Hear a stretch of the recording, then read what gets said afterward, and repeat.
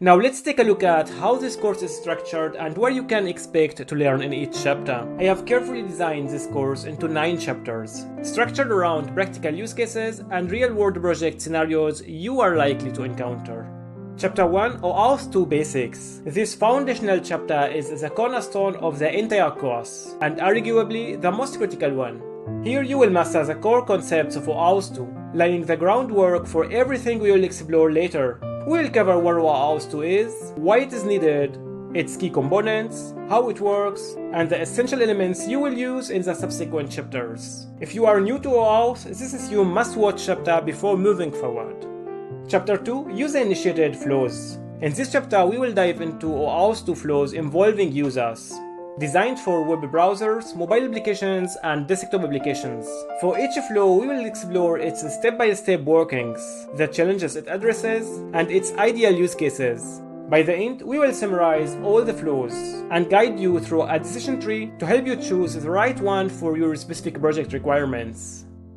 Chapter 3 OAuth 2 Security Extensions for User-Initiated Flows. Security is an ever-evolving pursuit. While many OAuth 2 flows are inherently secure, certain high security requirements call for additional layers.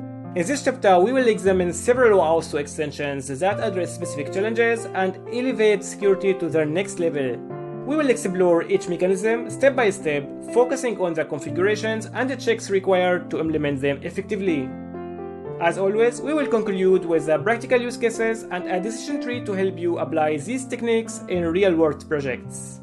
Chapter 4 Resource Owner Password Credentials Flow. This chapter covers a unique but risky flow. While it is generally not recommended, there are rare cases where it might be your only option. We will explore the scenarios where this flow could be necessary, the associated risks, and the strategies to mitigate those risks if you choose to implement it.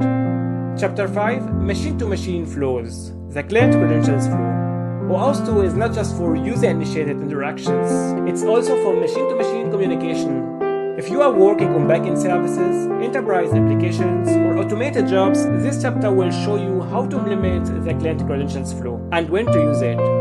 At the end of this chapter, we will explore practical use cases and provide a decision tree to guide you in determining when to use this flow or consider alternatives. Chapter 6 Device Code Flow. Even devices with limited input capabilities like smart TVs and printers can utilize OAuth 2. This chapter walks you through the device code flow with a step-by-step example inspired by a Netflix login on a smart TV. You will learn how to implement this flow effectively and securely in such constrained environments. Next, integrating external identity providers with JWT and SAML assertions. In many projects, user authentication needs to occur via an external identity provider. This is common in compliance-driven environments, trusted partner integrations, or phrased migrations. In this chapter, we will explore bridging flows that enable seamless integration with external systems like SAML or JWT-based providers. You will gain insights into when these approaches are essential and how to implement them successfully. Chapter 8 Advanced Client Authentication Methods. In secure applications, servers must authenticate themselves, not just the users. This chapter delves into advanced client authentication methods available in OAuth 2, starting from basics methods and advancing to sophisticated mechanisms.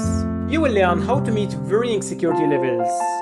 We'll explore each method step by step and provide a comprehensive comparison table to help you decide when and how to use each option based on your project's security requirements. Chapter 9 Advanced Access Token Security. Access tokens are the keys to your resources, but they can be stolen or compromised. In this final chapter, we will address the critical challenge of securing access tokens. You will learn about various mechanisms to enhance token security, explored step by step, and understand the use cases for each.